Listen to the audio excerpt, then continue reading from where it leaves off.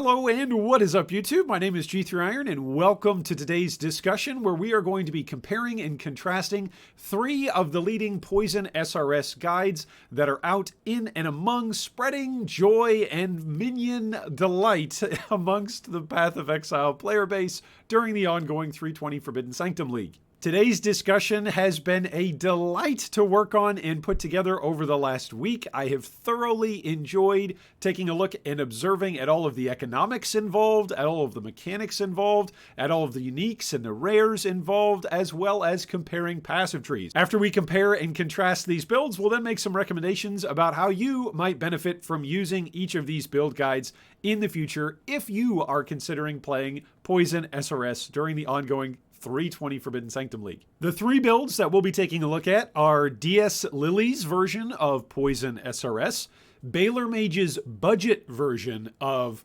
Poison SRS, and K from K Gaming's version of Poison SRS. A couple of disclaimers to share with you about each of these particular builds and some info about the data and what we're pulling from in order to produce today's discussion.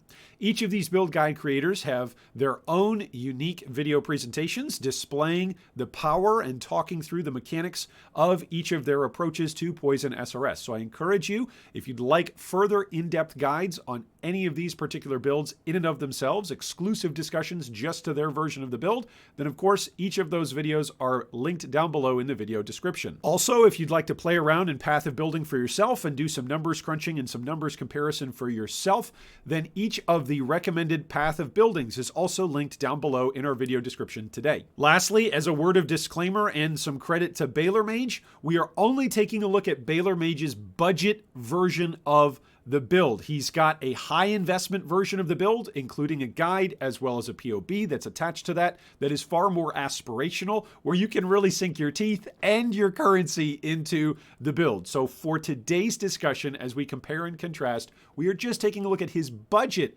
guide that he has made, and it's very, very helpful for those who want to get into the build on a particular limited budget. It is quite funny to see, by the way, how prices have changed since he first published this as a budget guide. And of course, in a trade league environment, things are always changing. And that's one of the delights and one of the fun aspects of playing Path of Exile in a softcore trade environment. But more on that when we get to the economic section. Let's dive into the points of overlap and points of difference in these builds. To start our comparison today, we're going to take a look at the defensive layers and the raw numbers of each of these builds and what their strengths are in terms of defensive layers. According to Path of Building, DS Lily's effective hit pool is around 74,000 with a physical max hit capable of being taken just over 13,000. She's got a little over 1,000 total mana. Total life is about 5,500. And then in terms of flat armor, she's sitting around 8,000, just under 9,000 total armor. She's got block chance at 48%, spell block chance at 60%, spell suppression chance at 100%, and then she's got capped resistances at 76 for fire and 75 for both cold and lightning, with 24% chaos resistance. In terms of her move speed, she's got right around 60+% move speed on the build. BalorMage's budget version has got an effective health hit pool of just over 129,000 total hit, and for physical, just over 9,000 with a total life pool of 4,500 life with a little over 1,000 mana. Armor is where his build really stands out, coming in with 22,000 armor on the build. That makes for 66% physical damage reduction. He's also got a capped block chance at 75%, spell block cap at 75%, but he sacrifices spell suppression with only 10% chance to suppress spell damage. He is capped out across the board on his resistances, elemental, and chaos at 75% with a movement speed modifier of 103%. That is a fast necromancer. K's build comes in with an effective hit pool of just over 22,000 with physical max hits being just under 9k, total life pool sitting at 4,700 with mana at 1,100. In terms of her armor, she's at 20,000 1000 armor with an increased percentage on the tree of 73%, physical damage reduction at 57%, with a capped block chance and spell block chance at 75%, and then she's got capped resistances at 75% for elementals, and then 8% chaos resistance with a movement speed modifier of just over 20%. What about the damage on these different builds? What makes them different in their damage? Well, numerically, Lily's got a full DPS rating up at over 31 million. Her full poison DPS is over 23 mil, with 22 summoned Raging Spirits at just under 8 mil total damage. If you're wondering how she gets to 22 total Raging Spirits, don't worry, we'll get to that here in a few moments when we talk about skill gems. BalorMage's budget version of his build has got a full DPS of over 9 million, with a full poison DPS of over 6 million, with 20 SRS doing 3 million DPS. Kay's build has got a full DPS of over 19 million, with full poison DPS coming in at over 14 mil, with 20 summoned Raging Spirits at 4.1 mil, and then she also includes in her build Vol Summon Skeletons, which is active for her DPS calculations. One of the things all of the builds have in common is a couple of core uniques that make Poison really shine for SRS. One of those uniques is the unique that came out originally with Breach, which is called United in Dream. In Trade League Sanctum, it costs roughly 35-ish chaos at the moment. It doesn't have that high of a peak in terms of where it's been at. On League start, it was up around the high 60s, and it has dropped with a re-peak around the 60s again, and now it's sitting down in the mid 30s. In terms of availability, United in Dream is rather easily farmable because players like to farm in Rotas for Breach Lords in order to gain XP, and so it's a relatively available unique. It's relatively cheap and generally trends towards cheaper as the league continues to age. What makes United in Dream so important for the build? Well, it's the engine of the Poison SRS Minion build archetype. One of the reasons why it's the engine is because United in Dream comes with the flat roll on it. Minions have 60% chance to poison enemies on hit. That is an incredibly high amount of poison chance on hit. It is the single largest amount of chance to poison for minions inside Path of Exile. So if you want to poison things and you're using minions, United in Dream is a go-to source for chance to poison. In addition to the chance to poison, there's also a whole bunch of added damage for your minions through the Envy aura that is available on United in Dream. United in Dream grants the level 25 Envy skill. There's a couple of explanations here to go into this. First off, you and nearby allies deal a huge amount of flat additional chaos damage with attacks. Then you and nearby allies deal a huge amount of additional flat chaos damage with spells. So if you're using minions that are using either attacks or spells, they're going to have a huge amount of flat added chaos damage while they're within your rather good-sized radius of your Envy aura. So for United in Dream during the current 320 patch cycle, we're looking at essentially the level 3 version, I'm using air quotes there, the level 25 version of the Envy skill, which is going to give 205 to 287 flat chaos damage to attacks and 184 to 246 flat chaos damage to spells. With a radius of 24, that means that your SRS, as long as you're relatively on screen with them, are going to be benefiting big time for damage. One point of clarification here as we're discussing Envy, there are technically 3 lines on the Path of Exile wiki giving us information about the Envy skill, but there's really only 2 different numbers that get used. One is at the level 15 Envy skill, and one is at the level 25 Envy skill. So you'll notice that both the quote-unquote level 1 and level 2 version of Envy have got same radius, same damage, both for attacks and for spells. So we're only interested, since we're using United in Dream on all 3 of these builds, in the 3rd tier, or the 3rd level of the Envy skill, which is the level 25 skill as it's named on United in Dream, the unique sword. The next thing that all 3 builds have in common in their recommendation is to 6-link the Covenant as a body armor chess piece. Now, the Covenant is a very specific, unique item that again is going to give us a huge boost to our chaos damage that our SRS are going to be doing, as the floaty baldness is destroying everything that's on our screen. The Covenant recently received an update in the 3.19 patch cycle. So if you're wondering, hey, how long has it been around that this particular build could be built in this way? Well, the answer is at least since 3.19, believe it or not. In 3.19, the Covenant got updated for its socketed gems are supported by level X added chaos damage. When that change came through and the boost in damage went through the roof, well, this build became unlocked. The Covenant version that is now live allows for level 29 added chaos damage to support your SRS if it is linked into your chess piece. This essentially means that your SRS becomes a 7 link and goes through the roof again on its flat added chaos damage that it's going to be attacking with. Pre-3.19, the Covenant used to be only at level 15, which added 92 to 137 flat added chaos damage. Now it's at level 29, which is at 377 to 565 flat added chaos damage. That is a redonkadonk boost in damage. We were talking about this the other day on stream as well, and it's fascinating to me to see that oftentimes shifts and a reshaping of a meta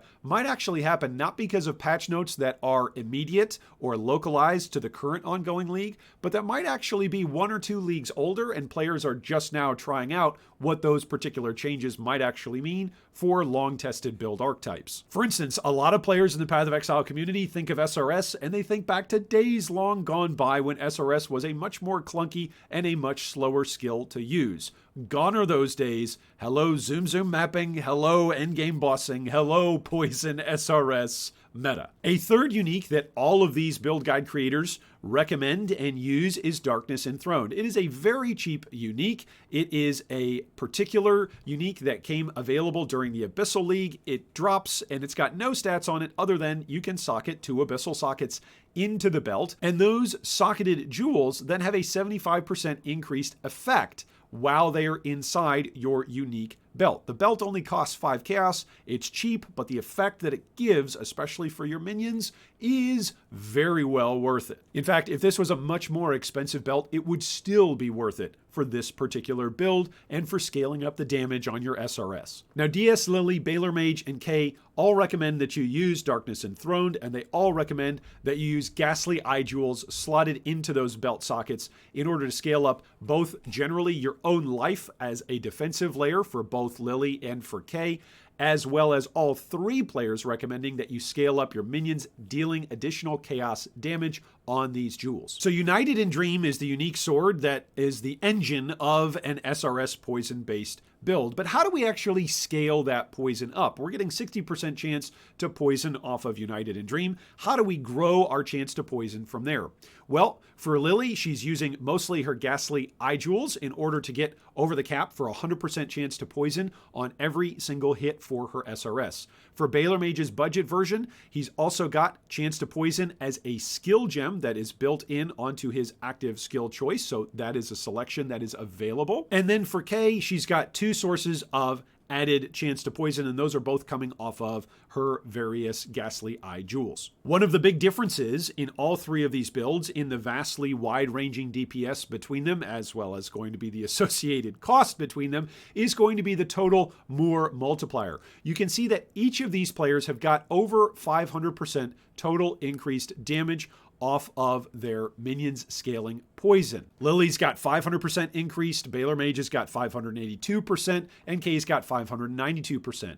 But when we look at the Moore multipliers, we can see that there's a significant difference in terms of how each player is scaling their damage, with Lily sitting at 283% on her total Moore multiplier, BalorMage at 123%, and Kay at 474%. You'll notice there's also a difference in the max number of poison stacks in between each of these builds. So Lily has got the most at 57, Kay has got slightly less at 52, and then BalorMage's budget version comes in with 48. Lily's also got the top end in terms of her poison duration, sitting at over 6 seconds, while Kay is just under 6 seconds, and BalorMage's budget version is at just under 5.5 seconds for each poison scaled duration. One of the things that I've really enjoyed about this particular project was comparing how each of these players simply scaled their damage. And you can see Kay relies a lot on awakened skill gems in order to scale the poison, whereas BalorMage, going with a more budget approach, is going to simply use the base skills along with Feeding Frenzy, and then Lily is going to use both a combination of the tree as well as skills as well as Feeding Frenzy in order to continue to scale up the damage off of her SRS. Speaking of skill gems, here's the difference in each of these players' skill gem choices and their suggested setup. One note here is that BalorMage, in order to get to 100% chance on his configuration, he's got chance to poison as a suggestion, but he's got multiple layers to the build and multiple different configurations that you can change. So just be aware of that. DS Lily's skill gem setup is as following: SRS with a divergent quality. Do you remember how at the beginning of our discussion today, we noted that Lily actually can go with a max number of SRS up to 22? That's because on alternate quality, if it's divergent SRS, you can get +2 maximum summoned skeletons. It's very strong for bossing when you're able to find a nice, safe, comfy spot to summon a whole bunch of floaty, balding, screaming, burning guys to go poison down whatever boss it is you're encountering. In addition to divergent SRS, Lily has got Unbound Ailments, Withering Touch, Multi-Strike, Unleash, and Minion Damage. BalorMage's budget version looks very similar, SRS, but with no divergent style of quality. Unbound Ailments, Withering Touch, Multi-Strike, Unleash, and Minion Damage. Kay's is slightly different because she's using all Awakened Gems and is also using an alternate quality style of skill gem on her SRS. Her SRS is using the anomalous version, which gives her 20% increased duration for her minion SRS to be floating and about and active and dealing damage. It's a playstyle difference between having more maximum SRS versus having each of your SRS last a little bit longer, and so that's something for you to consider as an option. Would you rather have more total, higher DPS time by going the divergent route, or would you maybe like for a little bit smoother DPS time by having more duration on your SRS while they're actually active after you've summoned them? The other change that is different about Kay's setup is that she uses Void Manipulation, the Awakened version, rather than Withering Touch as a support gem for her SRS in her 6th link, The Covenant,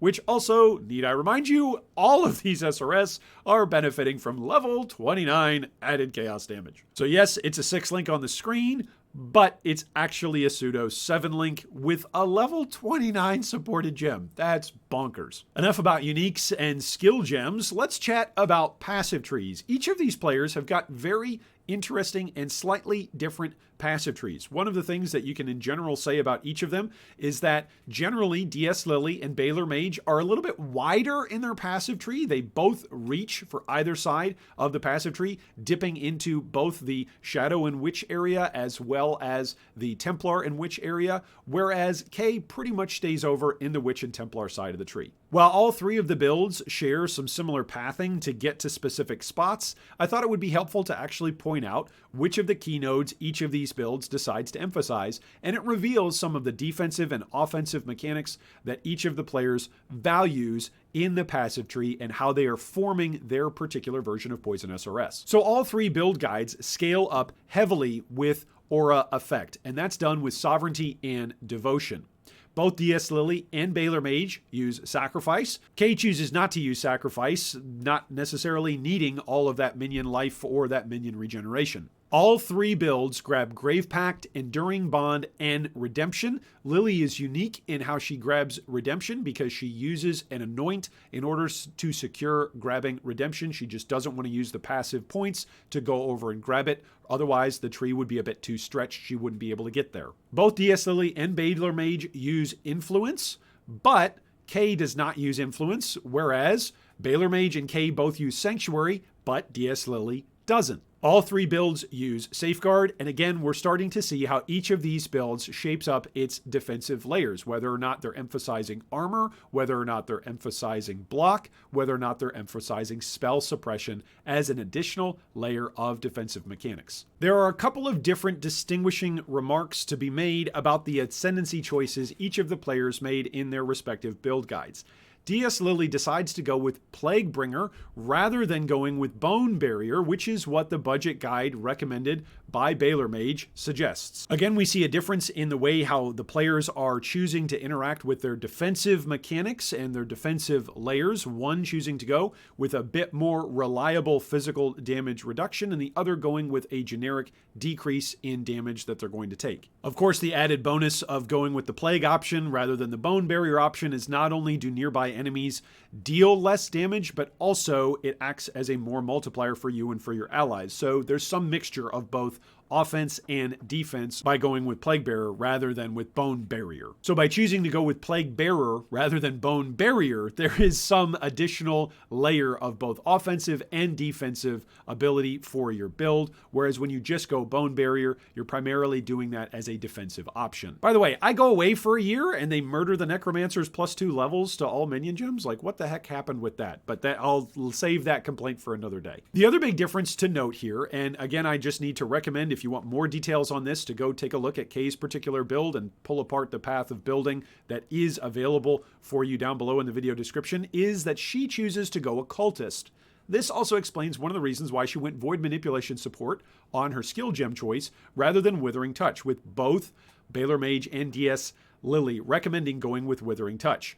For Kay, she doesn't need to do that because she's already withering simply by being an occultist and by being in the area and nearby to her enemies. So that frees up a link for her to use and a more multiplier with a different gem slot other than Withering Touch to apply from her minions. She's got that just by being near the monsters and the bosses and the encounters that she's interacting with. At last, we come to a cost comparison of each of these three builds. I did not personally look up each of these rares on trade. What I used was the Path of Building in-game trade search function, which I have found to be surprisingly reliable and helpful as it looks for a somewhat wide variety options of rares. Now, it's not very helpful for searching for uniques, but it is pretty helpful for giving you roughly 10 or so different options on a comparable unique with roughly similar stats. So I say all that as a disclaimer. These figures here are not exact, and of course, in a trade league economy, even if they were exact at the exact moment that I post this,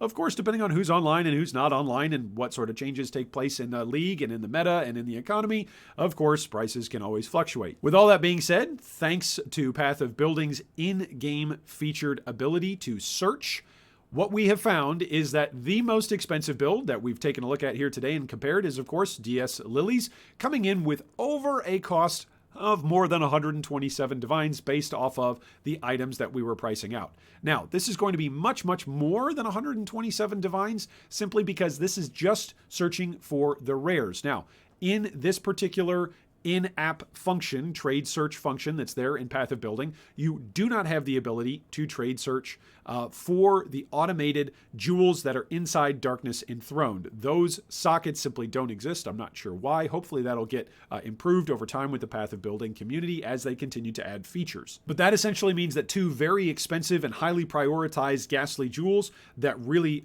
improve your build in terms of damage and potentially defensive layers are not included into this price estimate. So take this with a grain of salt. DS Lily's is not only the most expensive, coming in at 127 divines in my search using Path of Building, it's going to be considerably more with those two jewels in mind as well as the uniques. The second most expensive build that we've taken a look at is Kay's build, coming in with a price point of over 30 divines. All of those disclaimers that I just shared about uniques and about the particular ghastly eye jewels that need to be socketed in Darkness Enthroned, those all apply for Kay's build as well, so it's going to be far north of 30 divines. Lastly, I want to highlight and feature and also once again give praise to BalorMage's budget version of this build. When he initially put this together, it was on a 2 divine budget. This is maybe the Mathel effect. Maybe we ought to rename it to the BalorMage effect, at least as it comes for Poison SRS. The build cost just for the rares alone was more than 10 divines in my search. Again, when you add in the uniques and the particular jewels that you're going to want to put inside Darkness Enthroned, you're probably looking at maybe something more like 20 divines, so maybe double that particular price point as displayed through the Path of Building search function. That being said, there's a couple of ways that you can short circuit or cheapen the cost of this particular build. One, of course, is instead of looking for a 6-link covenant, you could simply look for a 4 or a 5 link because, again, you're already using added level 29 chaos damage to your SRS, and that is a significant boost to damage in and of itself. 9 million DPS, as BalorMage features it in his discussion and in his build guide feature, is still a redonkulous amount of damage to be able to clear even the top level of endgame bosses in Path of Exile. Now, of course, the more currency you have, the more defensive layers you can add, and the bigger hits you can take,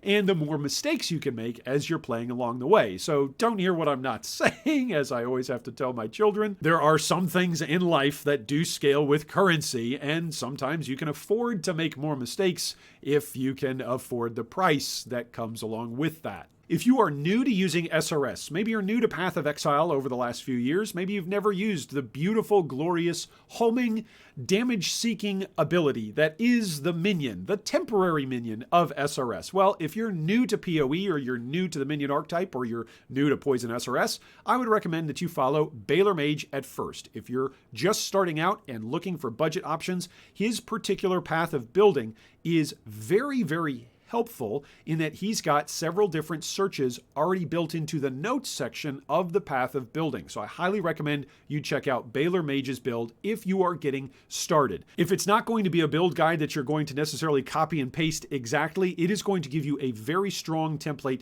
to start out as you begin to play a Poison SRS Necromancer. As you acquire more currency and you want to scale up the build, I then recommend transitioning and using some more of the tips and some more of the tricks that Kay uses. Maybe a hybrid of a tree between BalorMage's budget version and Kay's version, depending on the defensive mechanics that you enjoy. Maybe you enjoy scaling up suppression, maybe you enjoy going block a bit more, maybe you'd rather just scale up a little bit more of your effective HP. I think this is where your next logical step is as you continue to grow your currency pool, moving from BalorMage's budget to Kay's Poison SRS. Then for those of you that are filthy rich and you've just got an aspirational goal, maybe you had a mirror drop for you recently, or like 100+ divines. Well, in that case, then DS Lily's build guide is going to be the aspirational goal for you. If you're looking for things to upgrade as a long-term or as a high currency investment, she's got tons of tanky layers that are available, along with the highest amount of damage out of all three of these particular build guides. There are other build guides out there that are either comparable or offer a little bit more damage than Lily, but none of them present the build in a better way than Lily does, both in her path of building as well as in her video guide. Well, thank you so much for joining us today. I'd love to hear your thoughts down below in the comments about what stands out to you about each of these various build approaches that each of these build guide creators have used in approaching Poison SRS. Are there unique mechanics or unique defensive layers, maybe a unique skill gem or a particular use of a key node that you appreciate, or maybe you don't like? Maybe there's an improvement that you'd like to make. I'd love to hear it down below in the comments. My last question for you today is, I'd love to know if you would enjoy more of these sorts of discussions here on the G3 discussion channel. This was a lot of work and crunching a lot of numbers, and I'm very, very thankful for Path of Building, because without it, there's no way I could ever do it. That being said, this is a rather intensive process, and I've enjoyed it. It's been very fun, and it's taught me, someone who loves and has played summoners of all types and varieties since coming over and playing Path of Exile. I have played them for years, and yet I have learned new things from each of these build guide creators. So if this is something that we all as a community together say we'd like to see more of these sorts of discussions, then it's something we'll consider doing more in the future. Thanks once again for joining us today and for all your comments down below. If you enjoyed the discussion today and appreciated the level of depth and the level of comparison that we did, of course you can like, subscribe, and ding the bell to be notified about future video discussions. And as always, I hope the ongoing 320 Forbidden Sanctum League is the League, a Mirror of Calandra, drops for you. Thanks for watching that video. If you'd like more information on any of our discussion points today, you can see them down below in the video description. If you'd also like to join our Discord or support our Patreon, you can do so with the links down below. Thanks again, and big shout out to all of our Patreon supporters.